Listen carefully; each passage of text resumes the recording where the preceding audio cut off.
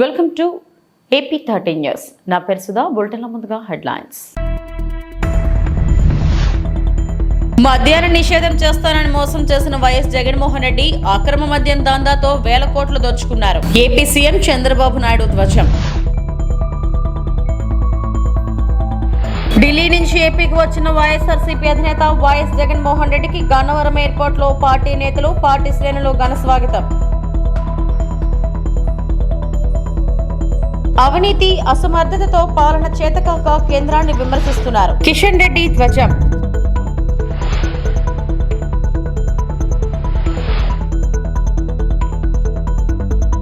రాష్ట్రంలో టీడీపీ చేస్తున్న దౌర్జన్యాలు జాతీయ స్థాయిలో బట్టబయలు. వైఎస్ఆర్ కాంగ్రెస్ పార్టీ అధ్యక్షుడు వైఎస్ జగన్ ఢిల్లీ పర్యటన ముగించుకుని గన్నవరం విమానాశ్రయానికి చేరుకున్నారు. గన్నవరం విమానాశ్రయంలో వైఎస్ఆర్సీపీ నేతలు, కార్యకర్తలు ఘన స్వాగతం పలికారు.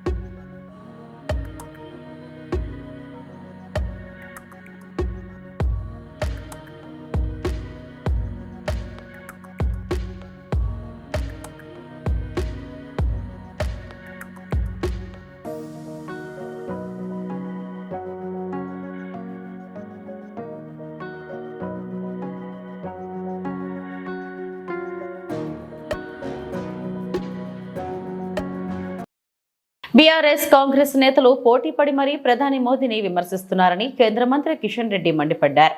కేంద్ర ప్రభుత్వం ఇచ్చిన నిధులను కాంగ్రెస్ ప్రభుత్వం దారి మళ్లిస్తుందని, ఓట్ల కోసం తప్ప ప్రజలకు నిధులు ఖర్చు చేయట్లేదని ఆరోపించారు. సంక్షేమ పథకాల కోసం కేంద్రం 6 లక్షల కోట్లు ఖర్చు చేసినట్లు వివరించారు. అవినీతి, అసమర్థతతో పాలన చేతకాక కాంగ్రెస్, బీఆర్ఎస్లు కేంద్రాన్ని విమర్శిస్తున్నాయని కేంద్ర మంత్రి కిషన్ రెడ్డి మండిపడ్డారు. పునర్విభజన చట్టం కింద అనేక హామీలు అమలు చేశామన్నారు. కేంద్ర నిధులను రాష్ట్ర ప్రభుత్వం దారి మళ్లిస్తుందని ఆయన ఆరోపించారు. కేంద్ర బడ్జెట్లో తెలంగాణకు అన్యాయం జరిగిందని బీఆర్ఎస్, కాంగ్రెస్ నేతలు విమర్శిస్తున్న నేపథ్యంలో ఆయన ఢిల్లీలో మీడియాతో మాట్లాడారు. ఇంతవరకు ఒక కొత్త పెన్షన్ ఇవ్వలేదు, పెంచుతానన్నటువంటి ఒక పెన్షన్ ఒక డబ్బులు పెంచలేదు. ఈరోజు కేంద్ర ప్రభుత్వాన్ని విమర్శిస్తారు ఆయన. ఈరోజు రైతుల రుణమాఫీ అరకొరగా చేసి తూతూ మంత్రం అనిపించుకున్నాడు తప్ప అది ఎక్కడ కూడా జరగలేదనే విషయాన్ని సందర్భంగా మనం చేస్తున్నాడు. అంతేకాదు ఈరోజు రాష్ట్రంలో మరి ఆయన అనేక రకాల హామీలు ఇవ్వడం జరిగింది. మహిళలకు సంబంధించినటువంటి 2,500 రూపాయలు, నిరుద్యోగ భృతి 4,000 రూపాయలు, 18 సంవత్సరాలు ఉన్నటువంటి విద్యార్థులకు ఎలక్ట్రికల్ స్క్రూటీ, ఎన్ని హామీలు ఇచ్చారు, ఏమి చేశారు మీరు 8 నెలలుగా?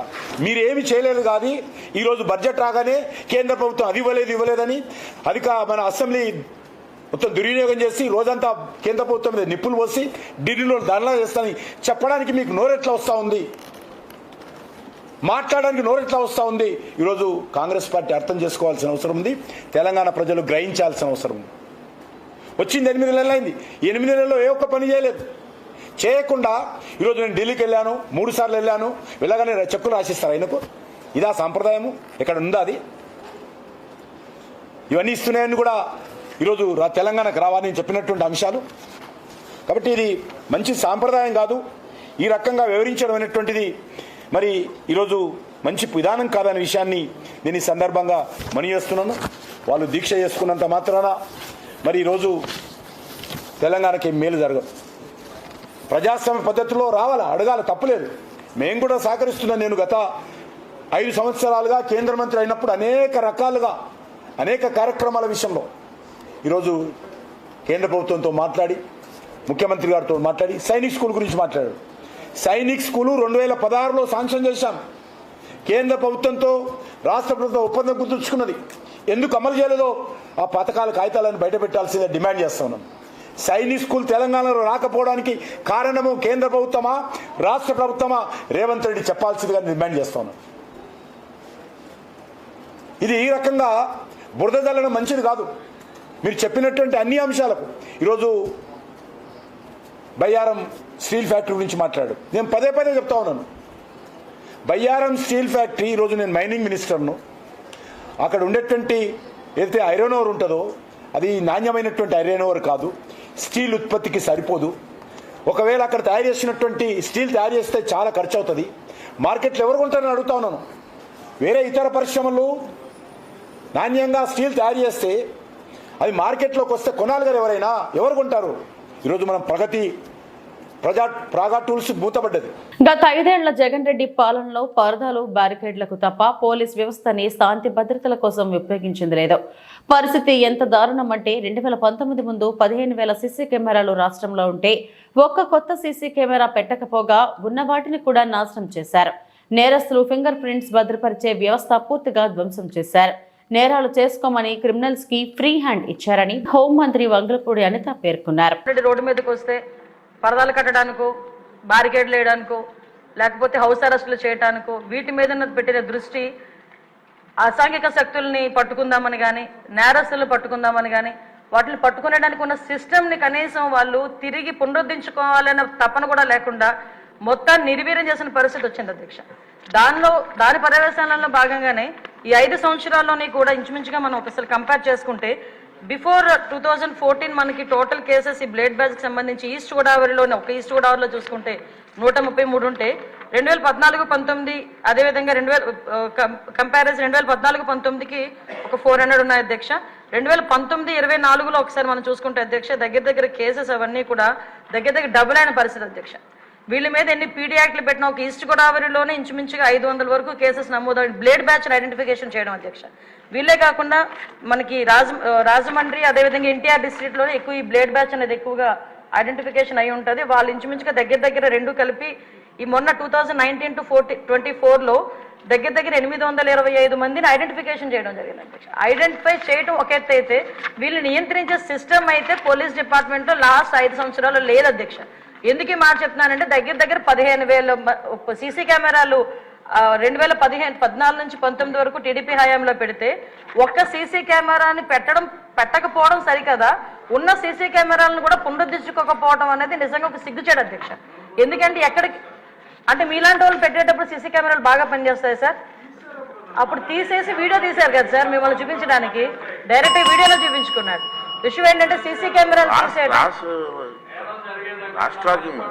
సీసీ కెమెరాలు పునరుద్ధరించుకోకపోవడం ఒక ఎత్తు అయితే కనీసం మనం ఒక క్రిమినల్ పట్టుకున్న తర్వాత అతని క్రిమినల్ బ్యాక్గ్రౌండ్ మనం చెక్ చేయడానికి automated finger print identification system అని చెప్పి అది కూడా చంద్రబాబు నాయుడు గారి హయాంలో మనం పెట్టడం జరిగింది. దాన్ని కూడా డబ్బులు కట్టగా దాన్ని కూడా కంప్లీట్ గా నిర్వీర్యం చేసిన పరిస్థితి అధ్యక్ష. అవే కాకుండా మనకి ఇంతకు ముందు ఏదైనా ఈ బ్లేడ్ బ్యాచ్ కానీ ఎవరైనా అసాంఘిక శక్తులు ఎక్కడైనా ఊర్లను వెళితే ఆ హౌసెస్ దగ్గర కూడా మానిటరింగ్ చేసేవాళ్ళం అధ్యక్ష. ఇంచుమించుగా వాటికి సంబంధించి LHMS అని చెప్పి దాని ద్వారా కూడా లాక్డ్ హౌసెస్ ఏదైతే ఉందో అక్కడ కూడా మానిటరింగ్ ఏర్పాటు చేసి అక్కడ సీసీ క్యామ్స్ ఏర్పాటు చేసుకుని వాళ్ళు వచ్చేటంత వరకు భద్రత కల్పించడం, అంటే మామూలు మైన్యూర్ లెవెల్ వరకు కూడా పోలీసింగ్ వెళ్ళి వాళ్ళు భద్రత కల్పించే పరిస్థితులు లాస్ట్ గవర్నమెంట్ లో ఉండేది.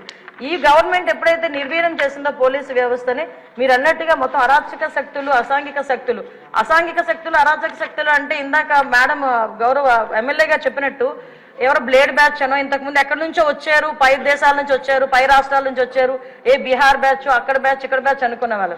ఇప్పుడు అలా కాదు, అది ఆ బ్యాచ్ ఈ బ్యాచ్ కాదు, వైసీపీ బ్యాచ్ అన్నట్టుగా అసాంఘిక శక్తులు ఎక్కువగా అయిపోయి ఈరోజు కనీసం రాముల్లో గుడికి భద్రత లేదు, బడికి భద్రత లేకుండా అయిపోయింది అధ్యక్ష లాస్ట్ 5 సంవత్సరాలు కూడా. వైకాపా నిర్లక్ష్యం వల్లనే లక్షల ఎకరాల్లో పంటకు నష్టం వాటిల్లిందని జలయజ్ఞంలో భాగంగా చేపట్టిన ప్రాజెక్టులను పూర్తి చేయకుండా గత ముఖ్యమంత్రి జగన్ గాలికి వదిలేశారని కాంగ్రెస్ పార్టీ రాష్ట్ర అధ్యక్షురాలు వైఎస్ షర్మిల దుయ్యబట్టారు. రాష్ట్ర ప్రయోజనాలను ఆయన ఎప్పుడైనా పట్టించుకున్నారా అని ప్రశ్నించారు. పశ్చిమ గోదావరి జిల్లా తాడేపల్లిగూడెం మండలం నందమూరి గ్రామంలోని ఎర్రకాలువ ముంపు ప్రాంతాలను ఆమె పరిశీలించారు. మునిగిపోయిన పంట పొలాల్లోకి దిగి వరి నాట్లు పట్టుకొని నిరసన తెలిపారు. వరదలతో ఏటా రైతులు నష్టపోతున్నా గత ప్రభుత్వం కాలువల్లో తట్టెడు మట్టి కూడా తీయలేదని విమర్శించారు. నిపుణుల సూచనల మేరకు ఎర్ర కాలువకు మరమ్మతులు చేపట్టి ఉంటే ఇంత నష్టం జరిగేది కాదన్నారు. ప్రతిపక్ష హోదా కావాలంటే అసెంబ్లీకి వెళ్లాలి కానీ హైకోర్టుకు కాదని సూచించారు. తన పార్టీ కార్యకర్త చనిపోయారని ఢిల్లీలో ధర్నాకు పిలుపునిచ్చిన జగన్ రెడ్డి రైతుల సంక్షేమానికి స్టీల్ ప్లాంట్ ప్రైవేటీకరణను ఆపేందుకు కడప ఉక్కు పరిశ్రమ పోలవరం కోసం ఎందుకు ధర్నాకు పిలుపు ఇవ్వలేదని ప్రశ్నించారు. గత ప్రభుత్వ వైఫల్యాలను దృష్టిలో పెట్టుకుని చంద్రబాబు అవే తప్పులు చేయకుండా ప్రాజెక్టులు మరమ్మతులు చేపట్టాలని కోరారు. అంచనా మరి రైతులు ఇంతగా నష్టపోతుంటే ఏ ప్రభుత్వానికైనా ఎందుకు కనిపించడం లేదు? ప్రతి రైతు ఇక్కడ చెప్తున్నారు, అమ్మా ప్రతి ఒక్కరికి కనీసం 14,000 రూపాయలు ప్రతి ఎకరాకి పెట్టుబడి అయింది. చాలా మంది కౌలు రైతులము, అప్పు తెచ్చుకొని పెట్టినాము. కనీసం ఒక్కొక్కరికి 2 లక్షలు అన్న అప్పు ఎంతుందన్న? కనీసం లక్షల్లో వీళ్ళకి అప్పు ఉంది. కనీసం 2 లక్షలు ప్రతి రైతుకు ఇక్కడ అప్పు ఉంది. మరి ఇలాంటి పరిస్థితుల్లో ప్రభుత్వాలు ఏం చేస్తున్నాయో సమాధానం చెప్పాల్సిన అవసరం ఉంది.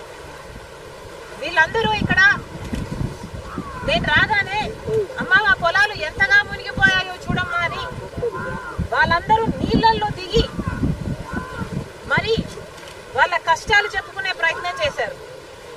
అందుకే నేను కూడా నీళ్ళల్లో దిగి వాళ్ళ కష్టాలకు రావాల్సిన అటెన్షన్, రావాల్సిన నష్టపరిహారం కోసం ఈరోజు కాంగ్రెస్ పార్టీ కూడా వాళ్ళ కష్టాలలో భాగం పంచుకోవడానికి ఈరోజు మేము కూడా నీళ్ళలో దిగి మాట్లాడుతున్నాం. ప్రభుత్వాలు కళ్ళు తెరవాల్సిన అవసరం ఉంది.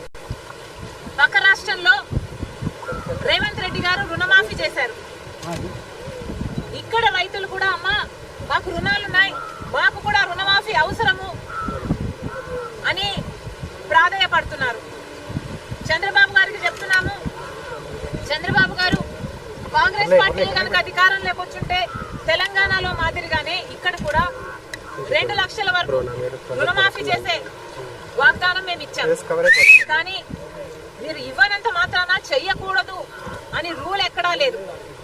రాజశేఖర రెడ్డి గారు రుణమాఫీ చేస్తాను అని వాగ్దానం ఇవ్వకుండానే, మేనిఫెస్టోలో పెట్టకుండానే రుణమాఫీ చేసిన గొప్ప మహానేత రాజశేఖర రెడ్డి గారు. చంద్రబాబు గారు కూడా రైతులను ఆదుకోవాల్సిన అవసరం ఉంది అని కాంగ్రెస్ పార్టీ డిమాండ్ చేస్తుంది. ఇక్కడ రైతులు చెప్తున్న పరిస్థితి అయితే దారుణంగా ఉంది.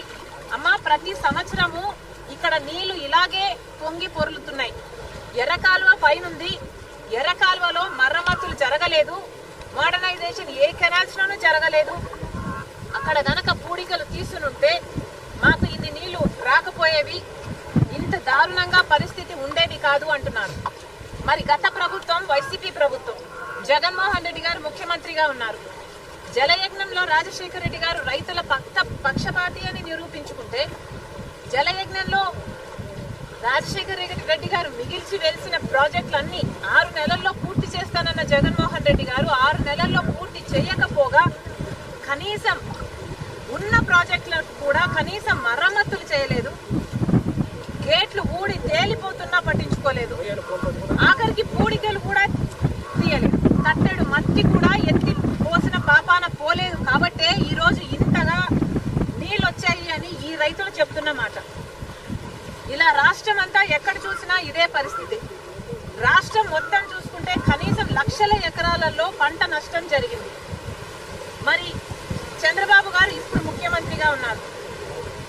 గత ప్రభుత్వం వైఫల్యాలను దృష్టిలో పెట్టుకొని మళ్ళీ మీరు అదే పొరపాట్లు చేయకుండా కాలువల మరమ్మతులు వెంటనే చేపట్టాలి.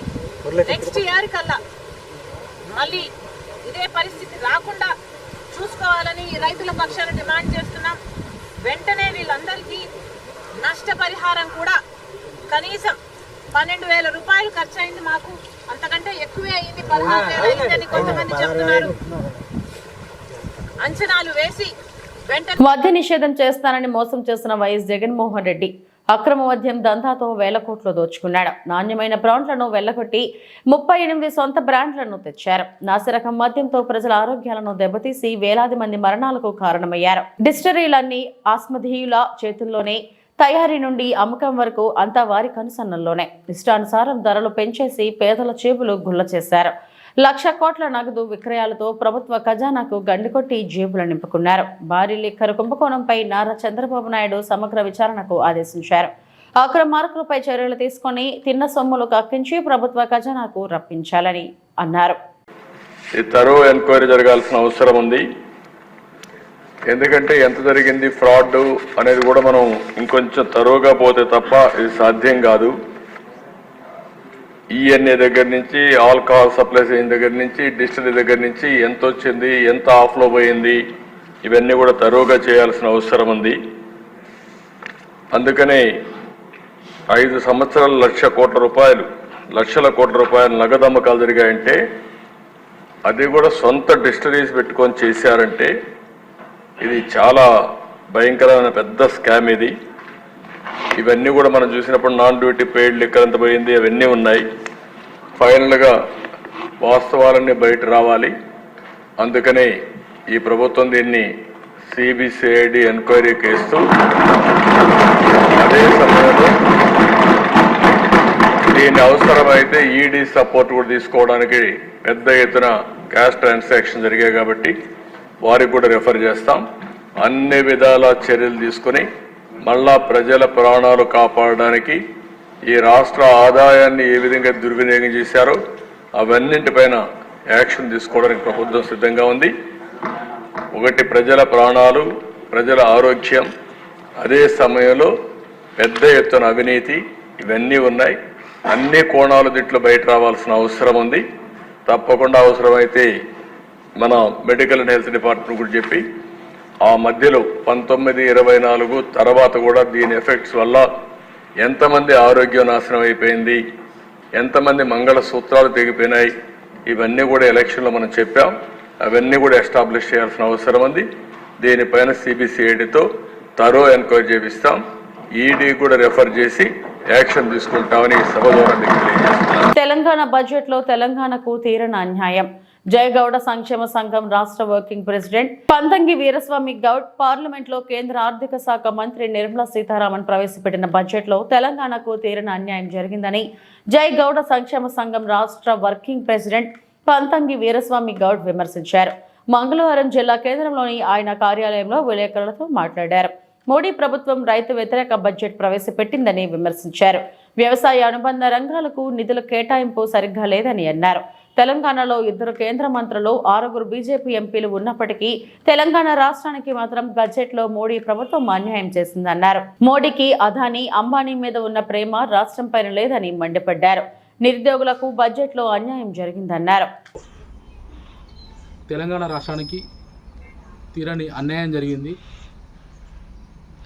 తెలంగాణ రాష్ట్రం అభివృద్ధిలో నిధులు కేటాయించకపోవడం చాలా అభివృద్ధిలో బాధాకరం. వ్యవసాయ రంగాలకు కూడా నిధులు సరిగా కేటాయించకపోవడం చాలా బాధం. 1 సంవత్సరం పాటు ఢిల్లీలో నల్ల చట్టాలను రద్దు చేయాలని రైతులు ఎంతో దీక్ష చేశారు. అలాంటి వ్యవసాయ అనురంగాలకు కూడా వివిధ రంగాలకు కూడా వ్యవసాయ నిధులు సరిగా కేటాయించకపోవడం చాలా అంతంత బాగలేదు. 2 కేంద్ర మంత్రులు, 6 ఎంపీలు ఉన్న తెలంగాణ రాష్ట్రానికి నిధులు తీసుకురాకపోవడం చాలా బాధాకరం. మన ప్రధానమంత్రి గారు అదానీ, అంబానీ మీద ఉన్నటువంటి ప్రేమ ఈ తెలంగాణ రాష్ట్రం మీద లేకపోవడం చాలా విచారం వ్యక్తం చేస్తున్నాం. చాలా తెలంగాణ రాష్ట్రానికి బడ్జెట్లో తీరని అన్యాయం జరిగింది. రైతులకు కూడా చాలా బడ్జెట్లో రైతు వ్యతిరేక బడ్జెట్గా ఉన్నది. చాలా తెలంగాణ రాష్ట్రానికి చాలా బాధాకరం. తిరుపతి నగరంలో శ్రీకృష్ణాష్టమి సందర్భంగా 3 రోజుల వేడుకలు ఘనంగా నిర్వహిస్తున్నామని, ఈ వేడుకల్లో నగరంలోని యువత, యువకులు, స్థానిక ప్రజలు పెద్ద ఎత్తున పాల్గొనాలని అఖిల భారతీయ యాదవ మహాసభ నాయకులు కోరారు. తిరుపతి నగరంలోని తుడా కార్యాలయంలో బుధవారం అఖిల భారతీయ యాదవ మహాసభ నాయకులు ఆర్ఆర్ యాదవ్ ఆధ్వర్యంలో ఆగస్టు 26న శ్రీకృష్ణాష్టమి సందర్భంగా 24 నుంచి వేడుకలు నిర్వహించడానికి నగరంలోని తుడా మైదానంను కేటాయించాలని తుడా వైస్ ఛాన్సలర్ కి వినతిపత్రం అందజేశారు. ఈ సందర్భంగా వారు మీడియాతో మాట్లాడుతూ ప్రతి సంవత్సరం శ్రీకృష్ణ జన్మాష్టమి వేడుకలు ఘనంగా నిర్వహిస్తున్నామని, ఈ సంవత్సరం తుడా మైదానంలో 3 రోజుల పాటు వేడుకలు జరుగుతాయని, ఈ వేడుకలకు నగరంలోని యువత, యువకులు, స్థానిక ప్రజలు పెద్ద ఎత్తున పాల్గొని విజయవంతం చేయాలని కోరారు. కార్యక్రమంలో అఖిల భారతీయ యాదవ మహాసభ నాయకులు రాజేష్ యాదవ్, సీను యాదవ్, శంకర్ యాదవ్, చిరంజీవి, ఇతర నాయకులు పాల్గొన్నారు. ఈరోజు అఖిల భారతీయ యాదవ్ మహాసభ యువత అందరూ కూడా తుడా వీసీ గారిని కలవడం జరిగింది. ముఖ్యంగా రాబోయే రోజుల్లో శ్రీకృష్ణ అష్టమి వేడుకలు ఏ రకంగా జరగాలని సార్తో కూడా వివరంగా కూడా యువతంతా కూడా కలిసి మేము మాట్లాడడం జరిగింది. మాకు చాలా సానుకూలంగా కూడా సార్ మాకు సహకరించారు. రాబోయే రోజుల్లో 24, 25, 26లో మన ఇందిరా మైదానంలో శ్రీకృష్ణ అష్టమి అనేది ఏ రకంగా జరుపుకోవాలి, జన్మస్థానం అనేది చాలా తిరుపతి అనేది ఒక శ్రీకృష్ణుని ప్రతి ఒక్క ఇది మా కులము, ఇది మా కులం అంటారు. భగవంతుడు అనేది మనందరికీ సరి సమానమే. ప్రతి ఒక్కరు కూడా తిరుపతిలో చెందిన ప్రతి ఒక్క యువకులు కావచ్చు, అదేవిధంగా స్థానికులు కావచ్చు, శ్రీకృష్ణ జన్మస్థానం వేడుకలను కలిసి ఈ వేడుకలు ఘనంగా జరపాలని అఖిల భారతీయ యాదవ్ మహాసభ ద్వారా తెలియజేస్తున్నాము. 5 తారీఖులు 25, 24, 25, 26 తారీఖుల్లో శ్రీకృష్ణ జన్మాష్టమి వేడుకలు ఘనంగా చేయాలని చెప్పి ఆంధ్ర రాష్ట్రం మొత్తం మెచ్చుకునేలాగా యాదవుల యొక్క గొప్పతనాన్ని చాటాలని చెప్పి 3 రోజుల పాటు ఇందిరా మైదానంలోని స్థలంలో యాదవ శ్రీకృష్ణ జన్మాష్టమి చేయాలని చెప్పి మేమందరూ యాదవ మహాసంఘం నుంచి కోరుకుంటున్నాం. అదేవిధంగా ఈరోజు ఈసీ గారికి వినతి పత్రం ఇచ్చి మాకు పర్మిషన్ అడగడం జరిగింది. ఆయన కూడా మాకు సానుకూలంగా చేసుకోమని చెప్పారు, ఘనంగా చేయమని చెప్పారు. కాబట్టి ప్రతి ఒక్క యాదవులు 24, 25, 26 శ్రీకృష్ణ ఓం నమో వెంకటేశాయ. ప్రపంచ ఆధ్యాత్మిక పుణ్యక్షేత్రమైనటువంటి తిరుపతిలో ప్రపంచ దిక్సూచి సమస్త మానవాళి ఎలా జీవించాలని చెప్పి గీత ద్వారా మనకు ఉపదేశించినటువంటి గొప్ప దేవతామూర్తి శ్రీకృష్ణుల వారి జన్మాష్టమి సందర్భంగా రేపు నెల 24, 25, 26 3 రోజుల పాటు ఆధ్యాత్మిక క్షేత్రమైన తిరుపతిలో ఇదే తుడా మైదానం నుంచి శ్రీకృష్ణ వేడుకలు జరిపించాలని చెప్పి తిరుపతిలో ఉండేటువంటి శ్రీకృష్ణ స్వామివారి భక్తులు కానీ, అదేవిధంగా యాదవ యువత కానీ అందరం కలిసి ఈ కార్యక్రమం చేయడం జరుగుతోంది. తిరుపతి ప్రజలు, స్థానికులు, శ్రీవారి సేవకులు, శ్రీవారి భక్తులు అందరూ కూడా శ్రీకృష్ణ వేడుకలలో పాల్గొని స్వామివారి అనుగ్రహం పొందాలని చెప్పి మీ ద్వారా తెలియజేసుకుంటూ ఓం నమో వెంకటేశాయ. తెలంగాణను దగా చేసిన బీజేపీ ప్రభుత్వం. తెలంగాణ అన్న పదాన్ని కూడా ఉచ్చరించడానికి ఇష్టపడని బీజేపీ. తెలంగాణ యువత ఇప్పటికైనా మేలుకోవాలని మేడ్చల్ మల్కాజ్గిరి జిల్లా కాంగ్రెస్ పార్టీ అధ్యక్షులు సింగిరెడ్డి హరివర్ధన్ రెడ్డి తీవ్రంగా విరుచుకుపడ్డారు. ముఖ్యమంత్రి రేవంత్ రెడ్డి ఆధ్వర్యంలో కేంద్ర మంత్రులు ప్రత్యేకంగా కలిసి అందించిన విన్నపాలను పెడచెవిన పెట్టిన బీజేపీ పార్టీ తెలంగాణ పొలిమేరల వరకు తరిమి కొట్టాలని పిలుపునిచ్చారు. మేడ్చల్ జిల్లాలో ఉన్నటువంటి యువతకి, అదేవిధంగా చదువుకున్నటువంటి వాళ్లకు, ప్రజలందరికీ కూడా నా యొక్క నమస్కారం. నేను మీ సింగిరెడ్డి హరివర్ధన్ రెడ్డి, మేడ్చల్ జిల్లా కాంగ్రెస్ పార్టీ అధ్యక్షుడిని. బడ్జెట్ చూసిన తర్వాత మన తెలంగాణ ఊసు ఎత్తడానికే, పేరు ఎత్తడానికే బీజేపీ నాయకులు ఎంత అవమానపరిచారంటే పార్లమెంట్లో తెలంగాణ పదాన్ని ఉచ్చరించలేనటువంటి పరిస్థితిలో ఉన్నది. మరి మన జరిగినటువంటి పార్లమెంట్ ఎన్నికల్లో తెలంగాణలో ఉన్నటువంటి యువత బీజేపీ అధికారంలోకి వస్తే యువతకి ఉద్యోగాలు వస్తాయి, యువతకి ఉపాధి అవకాశాలు వస్తాయని మోడీ మీద నమ్మకంతో తెలంగాణ ప్రాంతంలో 8 సీట్లు ఇవ్వడం జరిగింది. మరి ఈనాడు మోడీ ప్రభుత్వం నిర్మలా సీతారామన్ గారు ప్రవేశపెట్టినటువంటి ఈ బడ్జెట్ తెలంగాణ యువతను మోసం చేసింది, బడుగు బలహీన వర్గాలను మోసం చేసింది, నిరుద్యోగ యువతను మోసం చేసింది.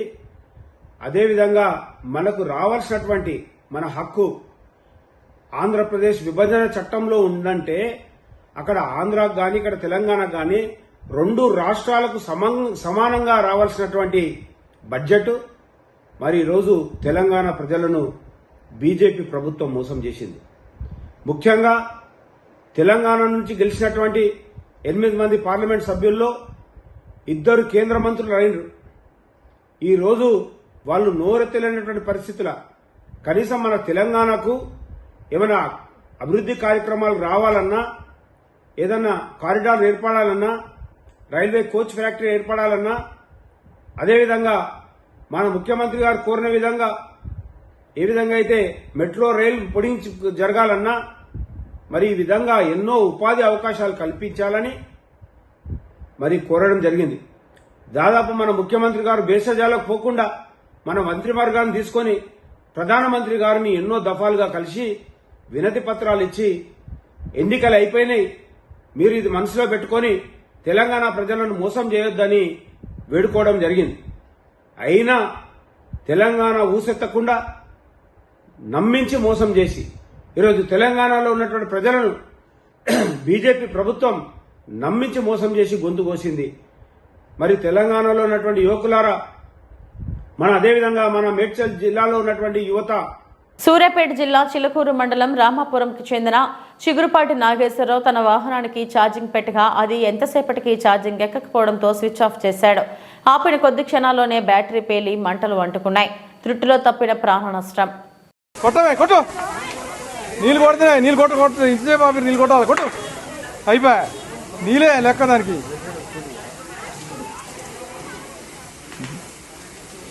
నీళ్ళే కొట్టాల్సింది. ఇవి ఇప్పటి వరకున్న వార్తా విశేషాలు. మరిన్ని విశేషాల కోసం చూస్తూనే ఉండండి. నమస్తే.